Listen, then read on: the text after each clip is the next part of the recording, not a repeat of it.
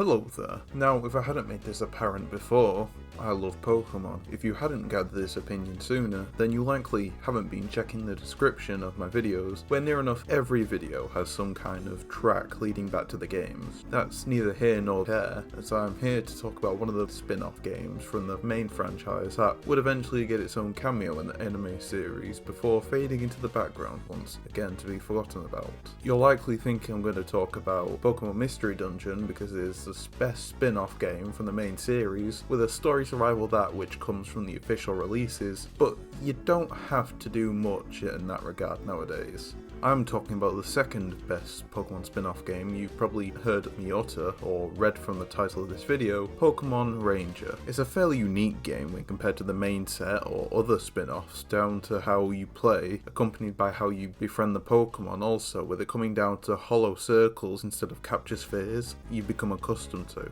You're usually only allocated to one partner Pokemon to keep on your adventure instead of the 6, with the majority of others being brought in to help clear obstacles or do tasks that the player can't do on their own. Such Pokemon are free to leave afterwards. Some may feel the spirit leaves with them, since your parties are permanent and can't be trained, but even still, you're able to do so much in a manner that isn't violent when compared to the former. Instead of the Pokemon attacking one another, they will assist your efforts in befriending others until their brethren are subdued or freed from the evil teams. These evil teams are rather special in their own regard when you look at them from a surface level view, since they are usually no real threat and more so act as roadblocks or comic relief.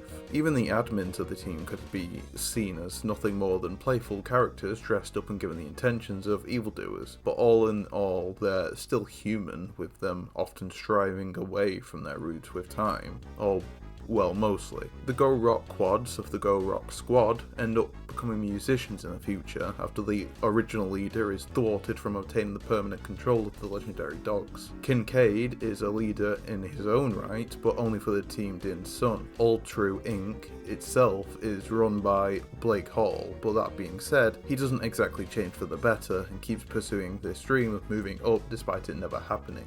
The Sinist trio are somewhat forgettable since they work more as gem gatherers and flee when the going gets scary. They don't really grow much past the labels of brains, beauty and brawn. Blake Hall is a real piece of work though, as thanks to the shadow crystal that he was given as a child, it corrupted him with darkness and made him a mean-spirited person to nearly everyone under him despite the good public appearance. Even Wheeler, his subordinate, received such cruelty. Not like it matters, since the leader gets jailed in a far-off prison when the likes of Darkrai don't bend to his will, which isn't a surprise. Lastly, we have the Society, accompanied by the 3 admins being that of Red, Blue and Purple Eyes. Whilst the Society members flip the script to turn into evildoers near the end, we have the Red and Blue-eyed admins doing the opposite as they oppose the former to go their own ways, with Red helping the player once his pride is shattered. Blue Eyes goes from selfish to selfless after being saved by the player and getting ousted from the group by the other admin once too many failures stack up on her end.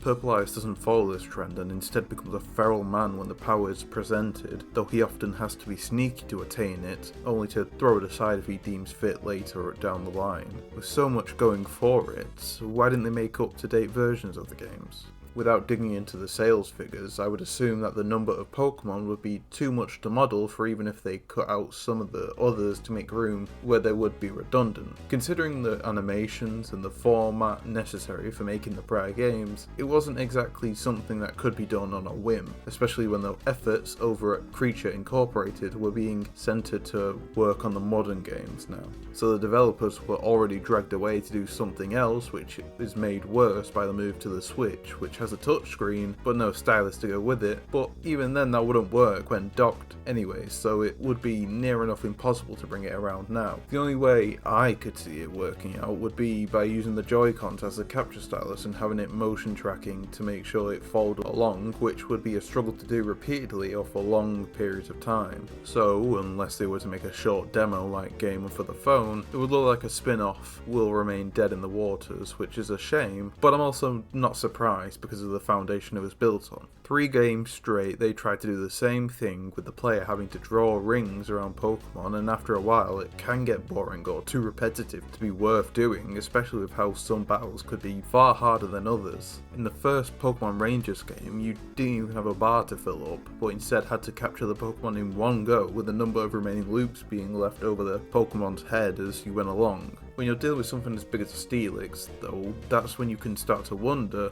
how much is this actually worth? To cut things here, I will say that the Pokemon Rangers trilogy was certainly something of great enjoyment that I won't forget anytime soon, due to the story, characters and stylistic choice used throughout the game, which I could natter about all day. Fortunately for you, this is the Skullman Speaks. Having all 3 of the games still means I won't have to worry about losing the nostalgia of it all either, meaning less chatter about it on my end once more. If anything, I would rather you indulge in it too, whether by watching it offhandedly or playing it for yourself. You'll struggle on an emulator though. With that being said, this has been Skullman Speaks, and I'll see you next time. Hopefully.